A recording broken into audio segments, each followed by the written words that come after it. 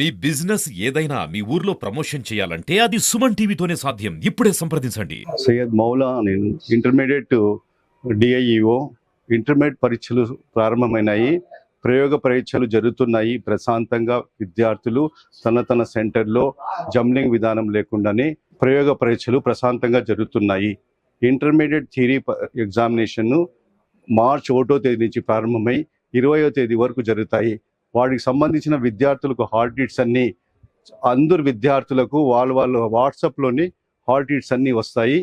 అవే కాకుండా సంబంధిత కళాశాల లాగిన్లో కూడా హాల్ టికెట్లు వస్తాయి. పరీక్ష ఫీజు పే చేసిన ప్రతి విద్యార్థి పరీక్షలు రాయడానికి అనుమతి ఇవ్వబడును.